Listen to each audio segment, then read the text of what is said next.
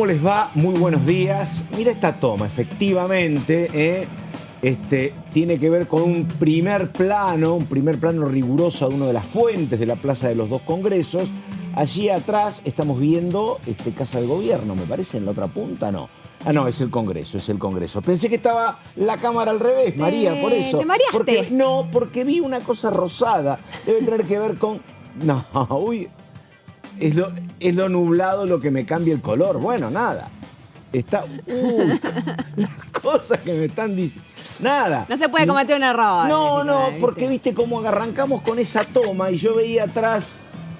Y bueno, me pareció que era, dije, a lo mejor empezamos de una manera distinta, hoy es viernes, previo al carnaval, digo, a lo mejor estamos cambiando. Bueno, ahí estamos, Plaza de los Dos Congresos, estamos con ella, con María Cafferata, con un montón de cuestiones que tienen que ver con tratar de indagar cómo sigue esto después de lo que aconteció esta semana con la ley bases, decisiones del gobierno.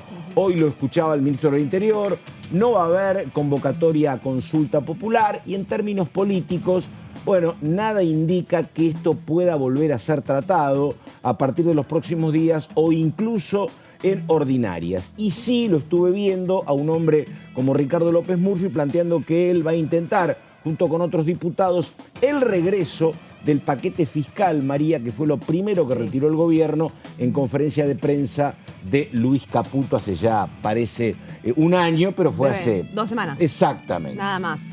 Sí, efectivamente. ¿Cómo estás, Pato? A ver, vamos por partes. Vale. Ley bases oficialmente Sí. enterrada, sin ningún tipo de posibilidad de tratamiento, no al menos con el formato que tiene actualmente. Claro. Un alivio para algunos diputados hasta del oficialismo que son también los que tuvieron que de alguna manera sufrir Claro. la lectura y el estudio y después la defensa de un paquete que era enorme, con más de 600 artículos.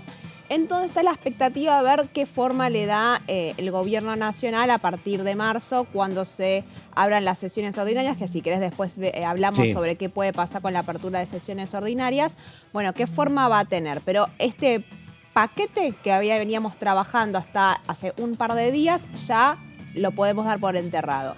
¿Qué pasó después? Surgieron el propio vocero presidencial, Guillermo Francos y diferentes sectores del oficialismo hablaban de plan B, ¿no? De a ver qué otra forma se le podía dar a las iniciativas y se plantearon 2 propuestas. Una era decretos de necesidad de urgencia, ¿no? Obviamente todos los que están habilitados por la Constitución Nacional. Recordemos que toda la cuestión electoral y fiscal y de partidos políticos, por ejemplo, no puede pasar por DNU, pero decían, bueno, el resto tal vez sí puede pasar por decreto. Y la otra parte era la cuestión de las consultas populares. Claro. Hubo una presentación de algún diputado del PRO también planteando que sea efectivamente. Sí, un poco apuró Sí, claro. que le dijeran que no. Claro. El proyecto de Milman. Sí. A ver, Milman presentó un proyecto que está mal. Claro. Milman se mandó solo, sin el acompañamiento del resto del bloque PRO, que también, dicho sea de paso, estaban bastante enojados con lo que hizo.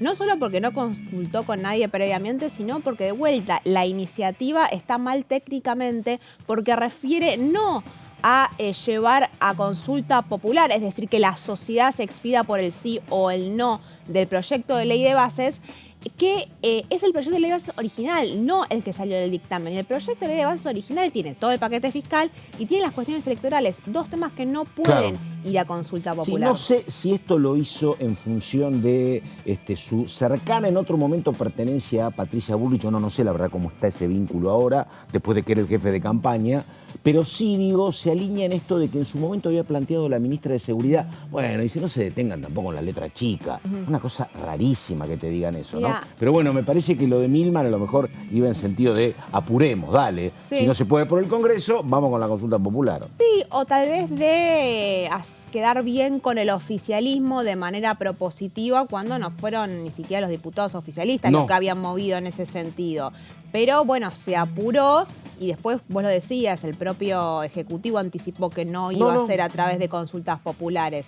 Milman viene salió del ostracismo hace muy Sí, poco. muy Recordemos que él estuvo involucrado en lo que era toda la pista Casablanca, vinculado al atentado de la expresidenta Cristina Fernández de Kirchner. Después de que tuvo el episodio del teléfono, que nunca lo pudieron abrir, Exactamente, efectivamente. El que entregó era un teléfono nuevo, que no registraba las llamadas de ese momento. En el marco de toda esa investigación, que se lo había escuchado en el bar Casablanca, en la esquina acá, muy pocos metros del Congreso, de un asesor de Unión por la Patria que habría dicho a algunas de sus asesoras: cuando esté de camino a la costa la van a haber intentado matar.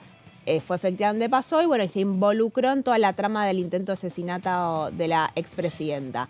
Desde entonces quedó relegado a un segundo lugar, después involucrado con algunas de sus muchos asesoras. Pedidos de renuncia hubo por parte de lo que en ese momento era el oficialismo kirchnerista, el oficialismo peronista.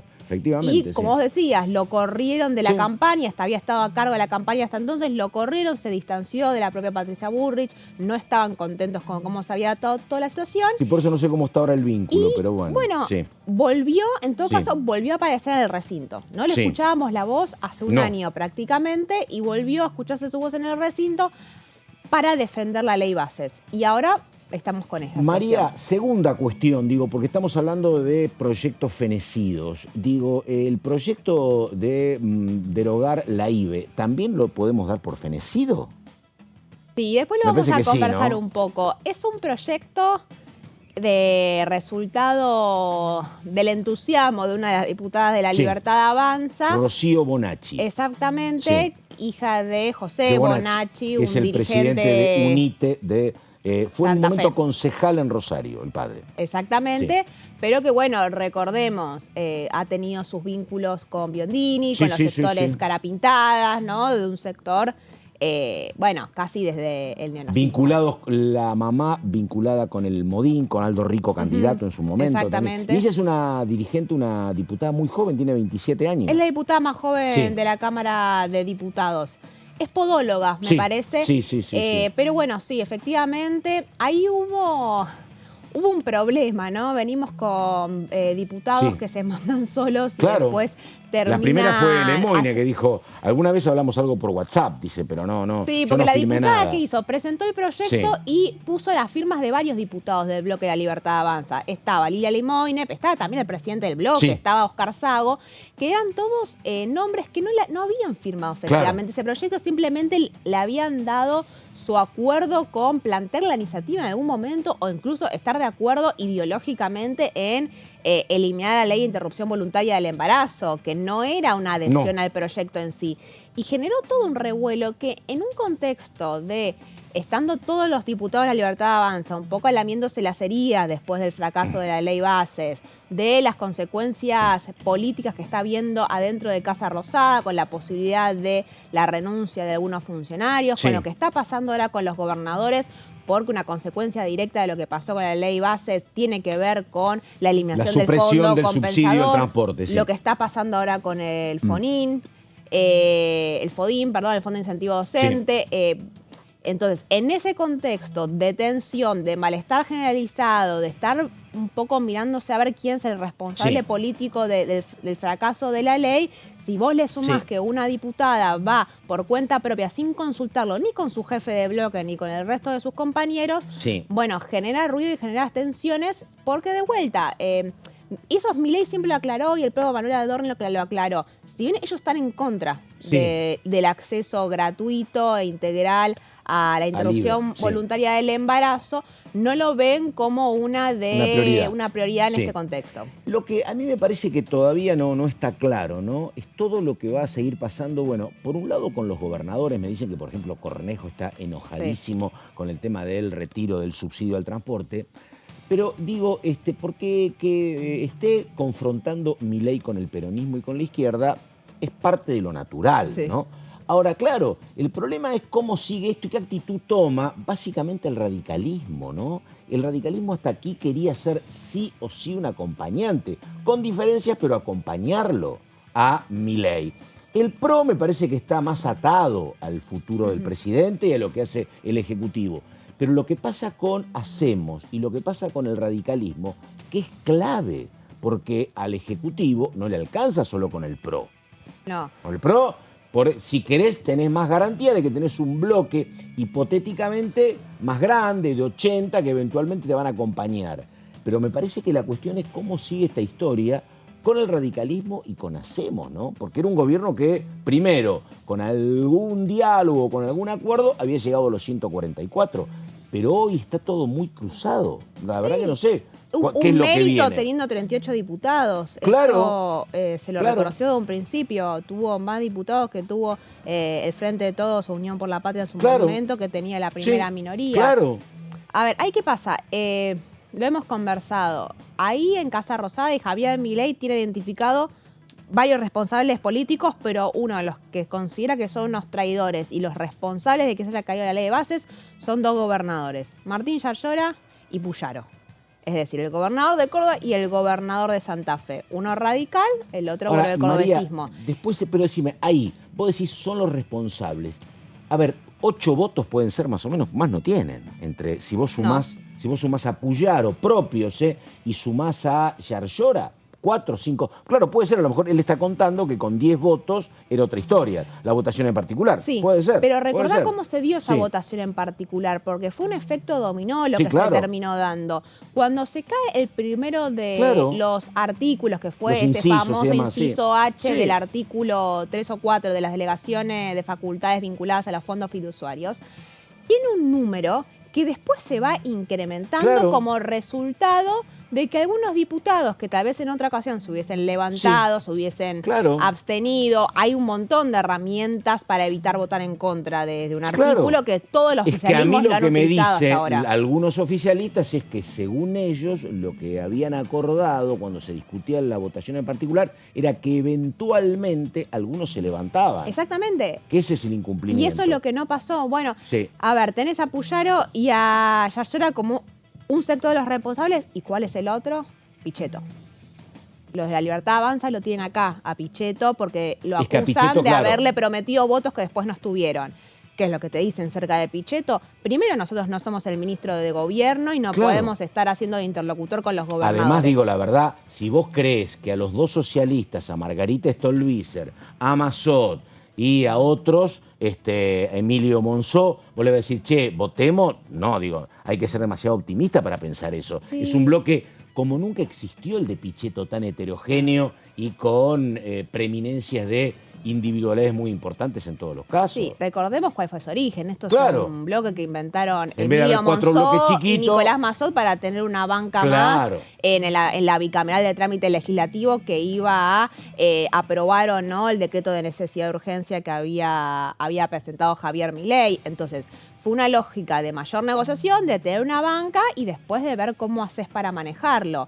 Pero Partido Socialista y Natalia de la Sota votaron directamente en contra de la ley de bases y nunca se pretendió otra cosa. Está López Murphy en ese bloque, a ninguno vas a arrastrar fácil, efectivamente. Por eso. Estamos con María Caferata, estamos hasta las 12, esto es La Primera Mañana, la diputada por Jujuy, la diputada Sara Pura. A ver.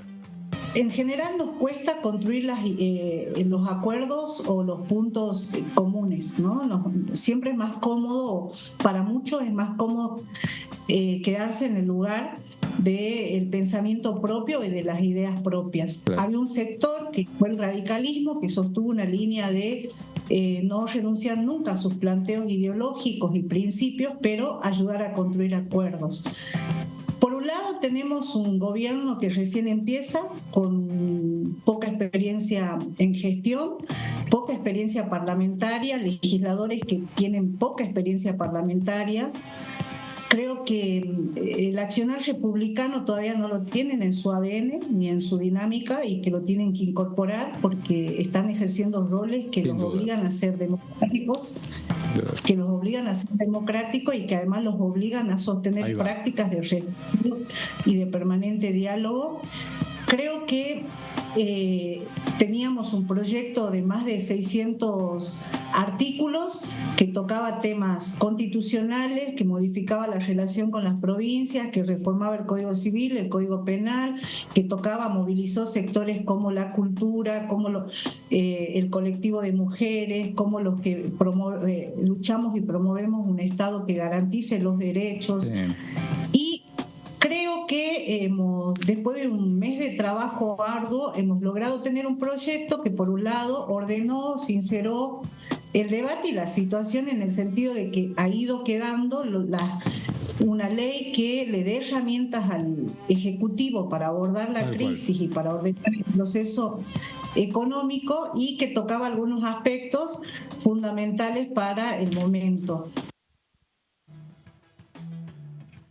Muy bien, vamos con, después de la diputada Sarapura, vamos con María Caferata. Diga, María. A ver. Sí, bueno, vos, Pato, te estabas refiriendo a este tema. A ver. ¿Qué es lo que pasa a veces cuando se cae uno de los proyectos base de un gobierno en sesiones extraordinarias, que venimos de una tradición de que en sesiones extraordinarias no se está pudiendo llegar a consensos y aprobar algunas de las leyes que demandan los oficialismos? Los diputados empiezan a presentar sus proyectos. Sí. Empiezan a presentar sus proyectos, los diputados del oficialismo empiezan a presentar sus proyectos. Algunas veces son lo que al oficialismo de turno le gustaría hacer, pero no puede hacer de manera directa desde el Ejecutivo, y otras veces se mandan solos. El caso de la diputada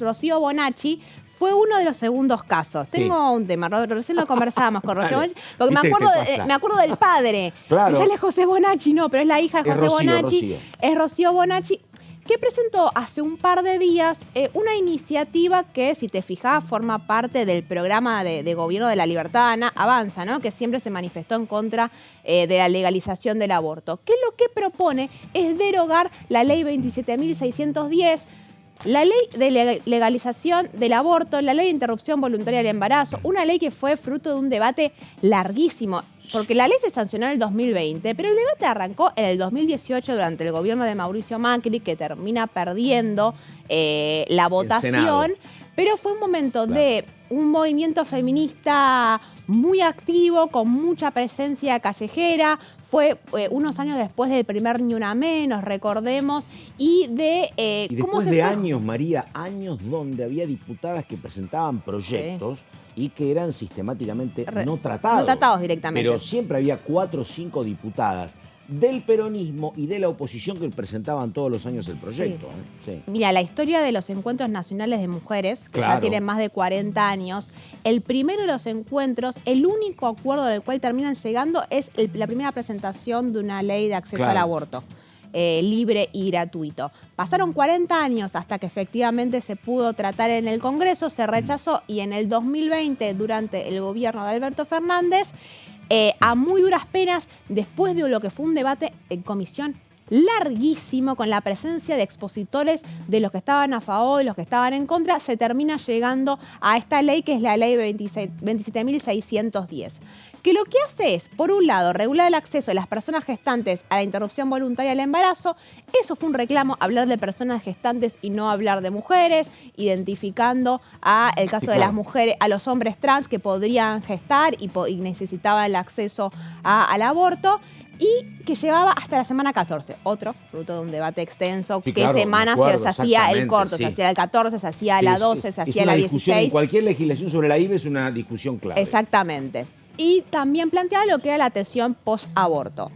Recordemos, cuando se hacía toda la discusión, partíamos de la base que la Argentina ya tiene desde 1921 lo que se considera la interrupción legal del embarazo. Después existió el fallo FAL, el famoso fallo FAL de la Corte Suprema hace más de 10 años, que lo que termina haciendo es confirmar este artículo que existía ya en el Código Penal, que es lo que sostiene causales por los cuales es legal el acceso al aborto en cualquier momento de la gestación. Es pionero en legislación americana y mundial. Eso del año Exactamente. 21, Pionero, pero, de vuelta, fíjate, el año 1921 habían pasado 100 años y no había habido ninguna actualización. ¿Qué es lo que sostenía este artículo del Código Penal? Que decía que el aborto era legal, es decir, que no era punible en cualquier momento del embarazo, en 2 ocasiones. Si el embarazo era producto de una violación, o si estaba en peligro la vida o la salud de la mujer o la persona gestante. Esto ya existía desde 1921. Ahora, ¿qué fue lo que pasó? Este mismo artículo del Código Penal se termina incluyendo en la ley 27.610, que partea 2 partes. Lo que es la IVE, que es la interrupción voluntaria de embarazo, hasta la semana 14, cualquiera sea el caso, y después de la semana 14, solamente frente a estas otras dos causales. Bueno, a ver, ¿qué es lo que propone la diputada con la derogación? Por un lado, lo que siempre vuelve a establecer penas. Son dos partes. Por un Penas, lado, perdóname, ¿penas para la mujer o para la persona gestante o para la persona que hace realiza la el IVE? aborto. Eso. Para las dos. Para las mujeres y personas gestantes y para los profesionales de salud. Es mucho más duro para el caso de los profesionales de salud que para el caso de las mujeres, que también reconoce algunas excepciones. En el Va a caso de encarecer, si sale, encarece la cuestión. encarece Porque la más cuestión, riesgo. a ver, Claro. ¿qué consecuencia Prohibitivo, directa claro. tiene eso? Claro. Vuelven las condiciones de Totalmente. insalubridad, vuelve la oscuridad, vuelven las costo. parteras y tratamientos que son ilegales y que pueden derivar en mayores casos en la muerte de las madres y de las personas gestantes. Y también lo que busca es perseguir y que los profesionales de salud que estarían en condiciones de hacerlo en condiciones seguras no lo puedan llevar a cabo. Entonces, ¿qué pena se establece para los profesionales de salud? De 3 a 10 años de prisión si no tiene el consentimiento de una mujer. Hoy en día el Código Penal también existe esto. Quiero decir, la ley IVE original también sostenía penas si le realiza un aborto en contra de la voluntad de la mujer. Lo que hace es aumentar simplemente esas penas que ya existían en el Código Penal. Y en el caso de que derive en la muerte de la mujer, 15 años, lo lleva 15 años. Después, en el caso de que haya consentimiento, y esto es el verdadero cambio, de 1 a 4 años de prisión. A las personas a los profesionales de salud que lleven a cabo un aborto. Recordemos, los delitos a partir de los 3 años no son excarcelables. Exactamente. Que es lo que también se discutía en la modificación del Código Penal con lo que era la represión o no de los actos en la calle, efectivamente. Que siempre es lo que se plantea cuando ponen el nombre de 4 años. Claro. Lo que buscan hacer es, vos podés ir a la cárcel por esto, ¿no? Es una amenaza directa. Y de vuelta, y se lleva a 6 años en el caso de la muerte. No solamente son años de prisión, sino que plantea inhabilitaciones para el ejercicio de la profesión en particular. Los médicos, cirujanos, parteras o farmacéuticos. Y atendé cómo es la redacción del texto. Que abusaren de su ciencia o arte para causar el aborto o cooperar en encausarlo, van a sufrir una inhabilitación especial por el doble del tiempo de la condena. Es decir, 4 años de prisión, 8 años vos no podés ejercer como médico o como médica. Pero presta atención a esto, porque no es casual que esté farmacéuticos, porque vos hoy en día podés acceder con misoprostol. Entonces lo que te dicen es que si una farmacéutica o un farmacéutica o alguna de las clínicas y salitas que te habilitan el acceso, hoy tenés las socorristas en red, que hay un número de teléfono que vos podés llamar y te habilita el acceso a una médica que te firme una receta para comprar misoprostol. Esas personas también podrían quedar inhabilitadas. Ahora, ¿sabés qué pasa? A ver, consulta que se me ocurre ahora, Caferata. Esto es muy complicado que estemos contando esto porque me parece que puede generar dudas en algunos sectores, no en un hospital público de la capital federal, pero en algún otro lugar, ¿viste? Gente que por cuestiones religiosas ha sido siempre remisa a la aplicación de la IVE. Vos ves que aparece esto y a lo mejor te dicen, che, bueno, se está discutiendo esto, tomo otra decisión. Bueno, ¿entendés a dónde voy? Sí. Cuando se legaliza el aborto, hubo un problema de aplicación muy claro, me acuerdo en la provincia de Tucumán, que Tucumán fue pionero por el caso de Belén, ¿no? Que el caso de Belén, que es una de las mujeres, el Belén no era el caso de verdad, pero que la terminan metiendo presa por abortar y que fue la imagen de todo el reclamo por el acceso a la interrupción voluntaria del embarazo. Y recuerdo cuando el entonces Ministerio de la Mujer estaba diseñando un protocolo de adecuación de todas las provincias, había unas que era muy difícil y ya era ley. Imagínate a la educación sexual te pasa lo mismo. Sí, eso sí. Y eso es una ley que tiene 20 años. Efectivamente. Pero bueno, yo te decía, están lo que son las penas para los profesionales de salud, pero también hay otras consecuencias que sostiene la derogación de la IVE. Vamos a la próxima placa. Esto sí es importante, tiene una excepción. Yo te decía que el aborto causado por un médico diplomado con el consentimiento de la mujer encinta y con el fin de evitar un peligro inminente para la vida y de la madre no es punible. Es decir, bueno, siempre que el peligro no pueda ser evitado por otros medios.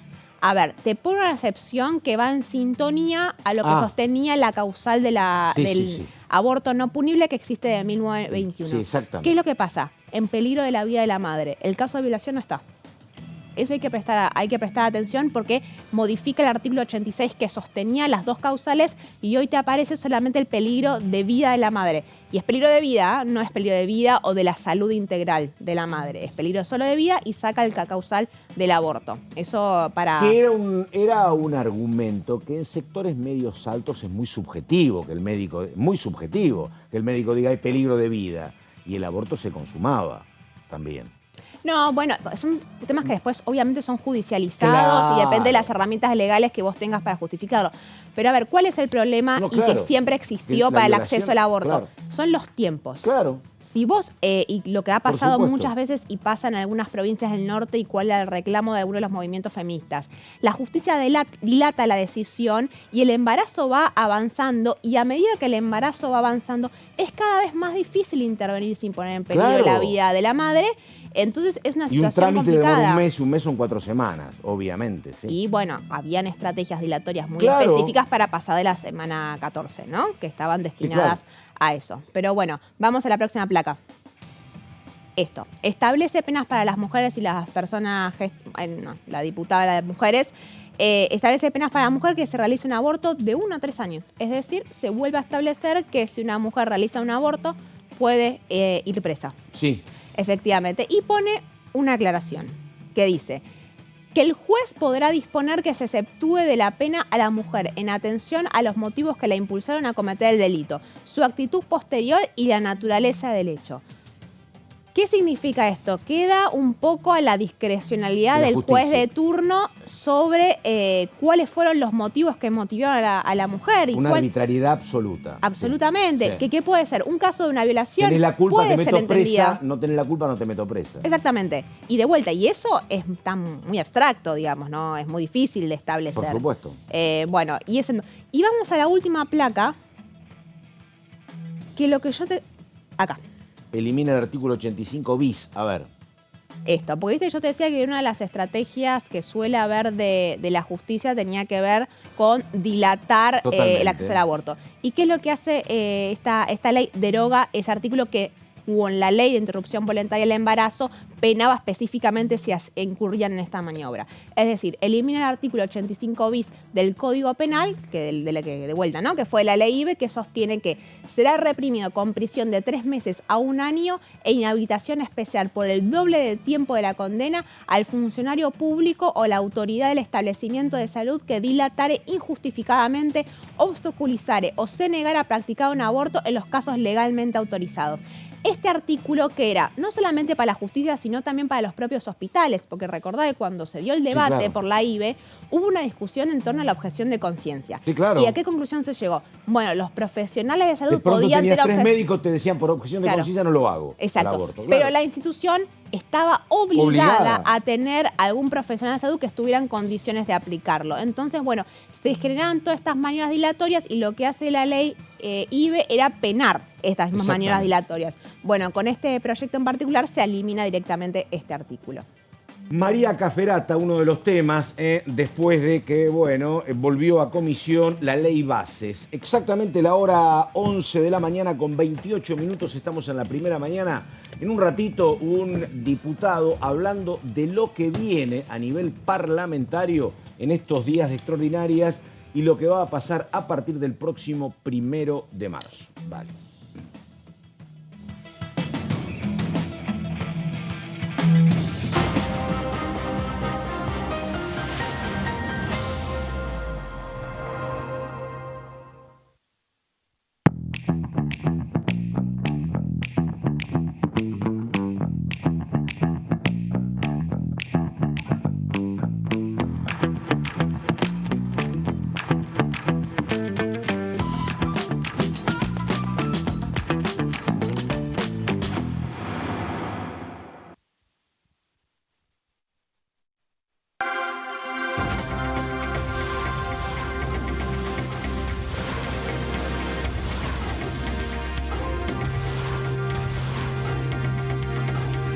Ellos son tu voz en la segunda edición. DTV, el periodismo en el Congreso.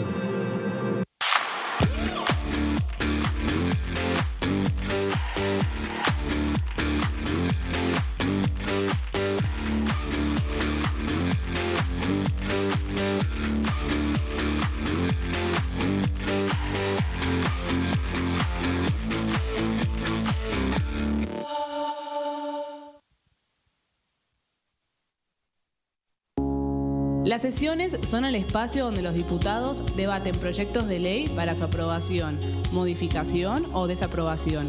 En una misma sesión se pueden tratar varios proyectos de ley.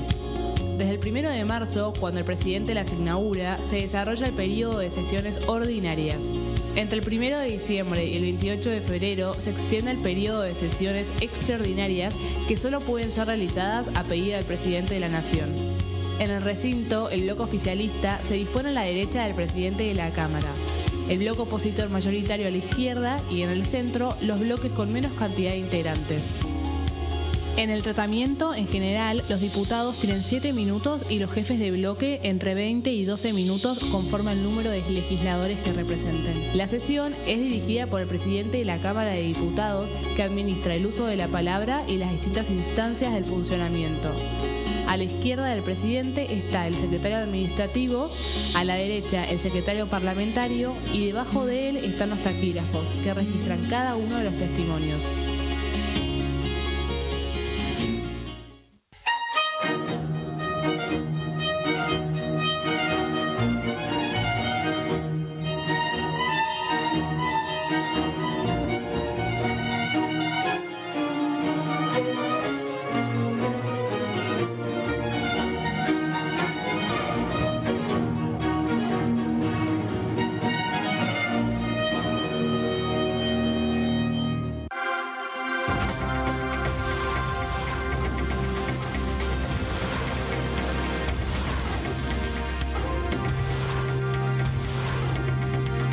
Ellos son tu voz en la tercera edición.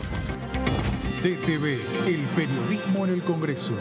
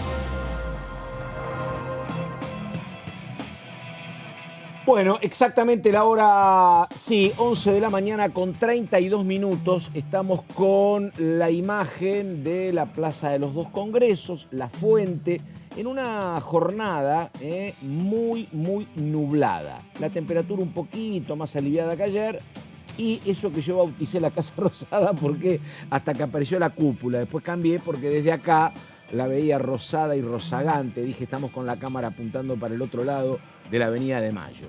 Bueno, 11 de la mañana con 34 minutos y estamos con el diputado del Frente de Izquierda, con el diputado Cristian Castillo. Diputado, buen día. ¿Qué tal? Muy buenos días. Bueno, a ver, diputado, primero, casi como sociólogo, yo le preguntaba cuál era su carrera de grado, soy sociólogo, me dice, ¿egresado dónde? ¿Dónde estudiaste? La Universidad de Buenos Aires. Ah, la UBA, bueno. Donde doy clase y también la Universidad Nacional de La Plata. Ah, está. Mis dos lugares de trabajo. Perfecto, bueno.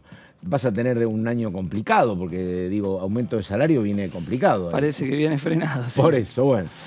Bueno, a ver, la pregunta es la siguiente. Estábamos hablando con Castillo de esto, de que el gobierno, y tiene razón, el gobierno dice, bueno, nosotros sacamos el 56%, tienen que acompañarnos, y viene ese choque del Ejecutivo básicamente con la casta.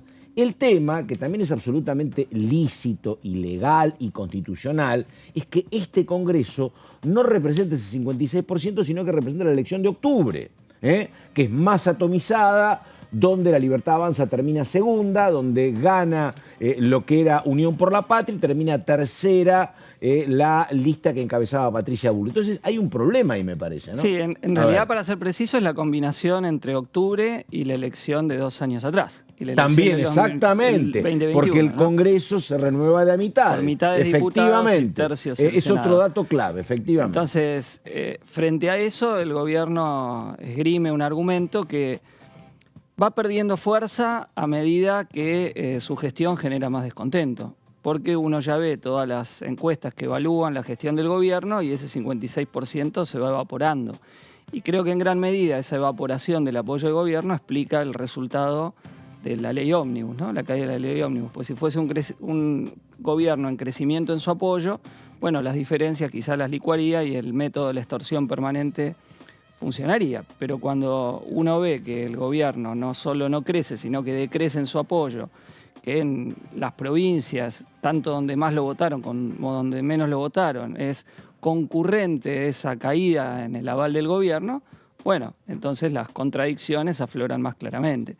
Y yo creo que ese descontento creciente se expresó también, primero en el paro de la CGT y las movilizaciones, luego en la continuidad de las movilizaciones frente al Congreso cuando se trataba la ley, y con las medidas que el gobierno está tomando no va a ser más que incrementarse, porque ahora con la suba de los transportes, con este corte del subsidio al boleto en el interior del país, que es una cosa brutal, la crueldad con los comedores, no puedo usar otra palabra, digo con los comedores populares de no mandarles comida, algo tan elemental.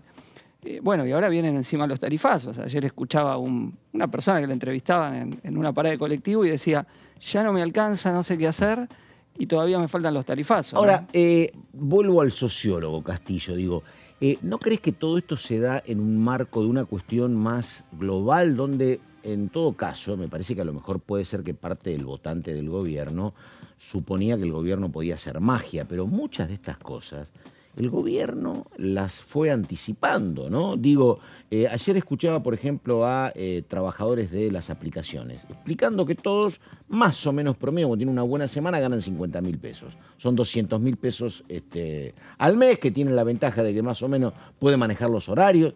Pero uno veía la sustentación del voto al gobierno y estaba muchas veces en esos casos. Digo, ¿no crees que hay un espíritu de los tiempos que hace que estas cosas que a otros sectores puedan incomodar son casi naturalizadas? No, a ver, yo creo que el gobierno vendió algo que no se está corroborando. Vendió que el ajuste no le iba a caer al pueblo, claro, que iba a ser algo que llamaba la casta, y además que iban a mejorar los salarios y que iba a pulverizar la inflación. Y de que claro, llegó, la inflación subió. Sí, hay un tema de los tiempos. Y el ajuste fue al pueblo. Y ahora además, la medida con la que pretende contener la inflación es la recesión, y la recesión que está provocando el comienzo de un aumento del desempleo. Entonces hay por un lado una caída en los ingresos, porque subió todo, menos los salarios y las jubilaciones. Vos tenés que ya hay precios que están a niveles de las capitales europeas. Por ejemplo, un café en Madrid vale más que acá. Y sin embargo los salarios están 10 veces menos.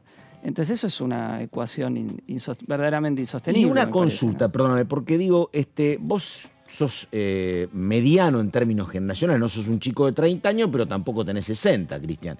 Te pregunto, a vos, en tu vínculo personal, ¿cómo te cae esto de que el Ejecutivo se maneja con el tema de extorsionadores, coimeros, aparecen apuntando a Belibón? Y digo, porque podría generacionalmente algo entender, pero tampoco me parece que estás demasiado cómodo con eso. No, a mí me parece que es inadmisible lo que hace, ¿no? Desde cuentas oficiales, atacar y amenazar, porque eso después puede tener consecuencias. O un seguidor de él que quiere agredir a alguno de los señalados, o miembro de las fuerzas de seguridad. Bueno, esto es muy grave. Pasa que a Milei le están perdonando todo a algunos sectores, porque como las medidas que toma son a favor del poder económico, entonces desde ahí dicen, bueno, hagamos que Milei no dijo lo que dijo. Pero bueno, él ataca desde ahí y sus seguidores ni hablar. Sí, vos eso que decís, vos sabés que a mí me quedó como muy claro cuando el gobierno logró la aprobación en general de la ley Bases. Vos mirabas todos los medios, todos, y había solo un sector que respaldaba explícitamente ese número, porque ya todos sabían que iba a ser muy compleja la aprobación en particular, ¿no? Y el único apoyo incondicional era de AEA, por ejemplo, ¿no? Claro, AEA y AmCham. Sí. la Claro. Cámara de Empresas Argentinas Sí. Norteamericanas, que son las que lamentaron que se caiga la ley, mientras Claro. en la calle se festejaba, ¿no? Que no haya sido aprobada la ley. Entonces, ese contraste es así. Yo por eso en una de las intervenciones de la Cámara dije que por qué si Milei los basureaba, los trataba de idiotas útiles, valijeros, etcétera, una parte de la oposición Sí. le iba a votar la ley. Digo, el que vote esto será también un ¿Y ahí gatito qué crees mimoso que del poder pasa? ¿Y ahí económico. qué crees? ¿no? Yo hablaba recién con María. ¿Qué crees que va a pasar con esa relación? Vos? Porque, digo, ustedes, está bien, nunca estuvieron cerca de Milei, tampoco el peronismo, pero con el resto, justamente con los maltratados, ¿qué crees que va a pasar? No, yo creo que está todo abierto la situación porque, como te decía, me parece que se está incrementando el descontento y que lo que algunos pretenden, el proyecto que dice Pichetto de hacer una coalición a lo Sí. europea parlamentaria, no es lo que busca Milei. Hay ahí el PRO que está esperando para que se renueve el gabinete y entrar y hacer claramente un segundo gobierno del PRO, aunque este tiene mucho de eso, pero hacerlo todavía más claramente. Y bueno, ahí hay tendencias enfrentadas. Veremos. Yo creo que lo que define es el descontento que tenga la población, la capacidad de organizarse, movilizarse, de expresar ese descontento en las calles, que eso va a crecer, porque es imposible para cualquier familia, insisto, llegar a fin de mes. O sea, pasa más por la cuestión socioeconómica que por la cuestión parlamentaria. Yo creo Claro, centralmente, sí. o sea, después eso repercute en la Sí. cuestión parlamentaria. Yo, Sí. como te decía, yo no me puedo explicar el resultado, no porque no exista contradicciones, sino porque se resolvieron de esta forma las contradicciones sin un crecimiento muy grande del descontento. A ver, uno recorre la calle y que ve mucha más gente pidiendo, ve mucha más gente durmiendo en la calle y ve la angustia que en el supermercado por ahí una persona fue a comprar 10 y termina comprando 6, o sea, productos, ¿no? Pensando lo que le iban a salir y una remarcación que continúa, no es que se frenó.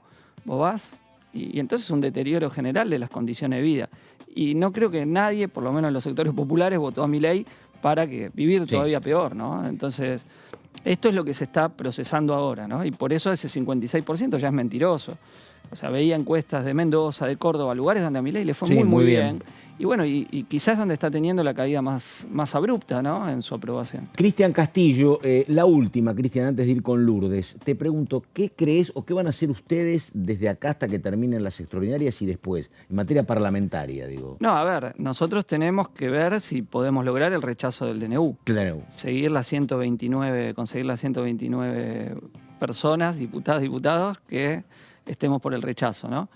Así que bueno, ese creo es el trabajo que está pendiente para hacerlo lo antes posible. Y veremos esos sectores que se animaron un poquito a no obedecer ciegamente a algo que era muy grave, porque hubiese sido imponer una... ¿Hicieron algún número ya? ¿Barajaron Sí, algún número? pero hay mucho indeciso todavía Epa. ahí en el medio, ¿no? Hay mucho indeciso. No, yo creo, insisto, a mí me parece que de aprobarse la ley hubiese sido muy negativo, ¿no? Hubiese sido imponer una suerte de dictadura civil, por suerte no se aprobó, y bueno, ahora la pelota sigue en movimiento.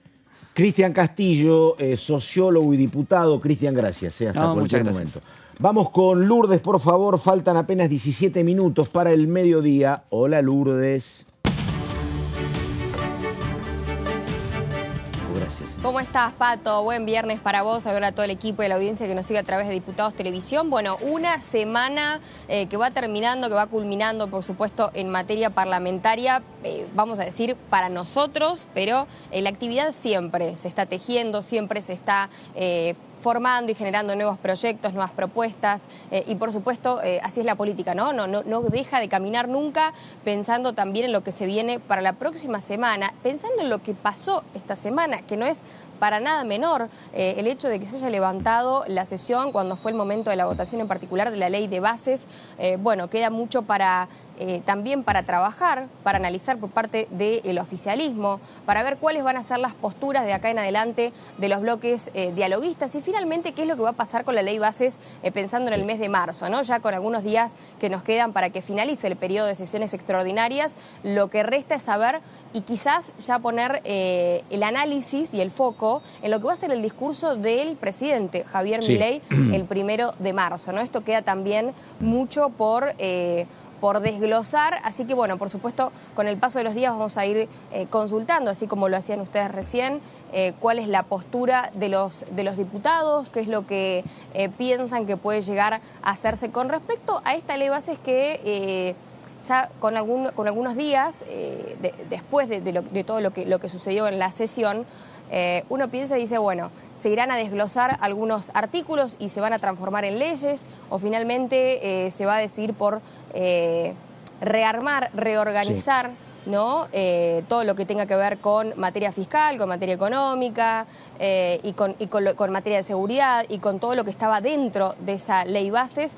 Bueno, realmente son varias las preguntas. Vamos a buscar a los diputados para que nos den las respuestas. Ahí está, Lourdes. Muchas gracias, Lourdes. Consulta, está muy nublado, no está lloviendo, Lourdes, ¿no? Afuera.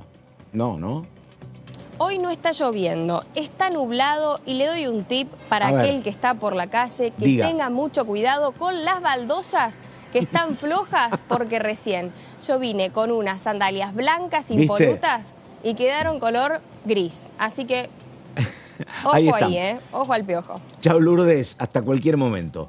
Bueno, a ver, nos queda un rato todavía. María, dos temas. Primero, ¿viste lo que dijo, que te miraba que estabas escuchando? Lo que dijo Castillo sobre sumar masa crítica para el DNU, ¿viste? Bueno, yo estuve preguntando justo en estos días qué está pasando en el Senado, porque, a ver, un poco hay una estrategia de parte de Unión por la Patria de dejar en manos del Senado. Recordemos que para rechazar un DNU se necesitan sí o sí el voto negativo de ambas cámaras. En cambio, para ratificarlo con el aval de una sola cámara es suficiente. La estrategia, incluso ya cuando ya se había presentado el proyecto de ley bases de Unión por la Patria, siempre fue priorizar lo que tenía que ver con el rechazo del mega DNU que había presentado originalmente Javier Milei, que vos ahí tenías el corazón de las iniciativas desreguladoras que planteaba Milei.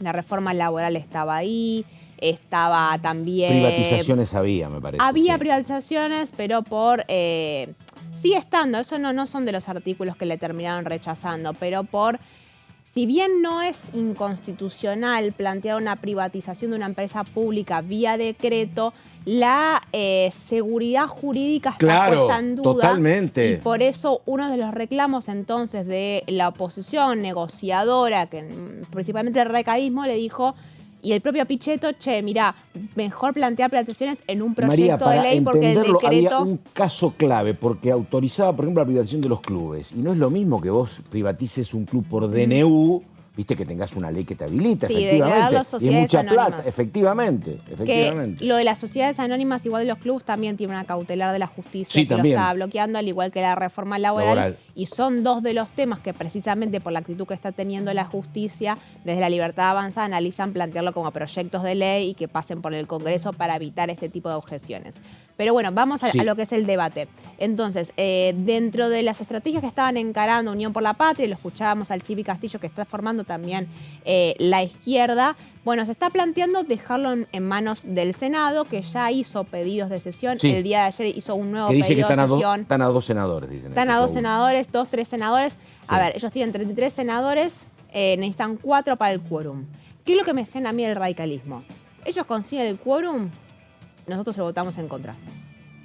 Hay muchos... Los radicales. Los radicales, los senadores radicales. No sé si todos, pero la gran mayoría. Hay si el mucho peronismo enojo. Consigue, te acompañaría la Unión Cívica Exactamente. Radical. Con el voto al rechazo. Con el voto al rechazo. En contra, claro. Y eso sería todo un mensaje, porque no es lo mismo Unión por la Patria consiguiendo los avales de Te tiro el segundo tiro, el primero tíralo vos. Exactamente. No, también hay mucho... A ver, también hay una respuesta y una especie de venganza de parte de... Sí, pero los radicales le echan en cara al peronismo los últimos 20 años de que fueron mayoría en el Senado de la Nación, que conseguían el quórum como querían y los bloqueaban y no los tenían en cuenta en las negociaciones. Dice, nosotros no te vamos a conceder el quórum. Ahora, hay mucho enojo por cómo se lidió con la situación de la ley bases, hay mucho enojo por la respuesta que hubo de parte del Ejecutivo con la eliminación del Fondo Compensador para el transporte, por ejemplo. Entonces, en el caso de terminar tejiendo los acuerdos que faltan con algunos gobernadores que están siendo identificados hoy en día como los responsables y los traidores por parte del Ejecutivo, Neuquén, Río Negro y Salta principalmente, en el caso de Misiones, que son senadores, son gobernadores que no responden a ningún sector en particular. No es meramente declamativo. Los senadores son los representantes del Estado provincial y los diputados son los representantes del pueblo. O sea que cuando tenemos que hablar de plata, la verdad que los senadores, en representación del Estado de cada provincia, son los más complicados, por lo menos por el caso del retiro del subsidio al transporte, por Absolutamente. ejemplo. Bueno, ¿y qué es lo que te decían incluso algunos diputados de Libertad Avanza? Diputados de Libertad Avanza, cuando se cayó la ley de bases. También había que correrla porque esto así como estaba, los senadores, eso sí que no te lo aprobaban. María, un minuto, vamos con la diputada Freites, decía esto, a ver, estamos en la primera mañana. Desde que se inició la sesión el día miércoles pasado, lo que solicitamos es que el proyecto vuelva a comisión por el tratamiento que venía teniendo, ¿no? Lamentablemente me parece que esto fue una derrota del oficialismo por, entiendo yo también, por ahí poca experiencia, cuando también los diputados y diputadas dialoguistas, quienes lo venían acompañando, tienen una experiencia, ¿no? Entonces me parece que también hubo ahí un poco de soberbia, de pensar que... confundir, me parece. A ver, Javier Milei llegó por un 56% en un balotaje, en una elección general, no hubo tal diferencia, entonces, y en el Congreso de la Nación son un bloque dentro de todo minoritario, o sea, tienen 38 diputados, ¿no? Me parece que hay que ser respetuoso de la elección popular, que hay que ser humilde, cosa que está faltando acá, y que hay que sentarse a estudiar los proyectos de ley, porque la verdad se manejó desde una forma muy irregular desde el principio. Estuvimos 3 jornadas, 4 con la de ayer, trabajando con dictámenes paralelos, porque así como el primer dictamen que teníamos todos los diputados no era el que venía trabajando el oficialismo, entonces la verdad que resultaba muy incómodo esto. Bueno, a ver, faltan 9 minutos para el mediodía. María, una pregunta, creo que es imposible saberlo ahora, porque lo vi a Ricardo López Murphy que en términos económicos, ideológicos, no tiene una distancia enorme con Caputo. Entonces él plantea que va a trabajar ahora en su bloque, no sé cuántos tendrán en Hacemos, va a plantear para reponer como ley gran parte de lo que se perdió en el paquete fiscal que dio por terminado Luis Caputo. Digo, uno debería previsionar y suponer que si esto es funcional al oficialismo, se podría trabajar.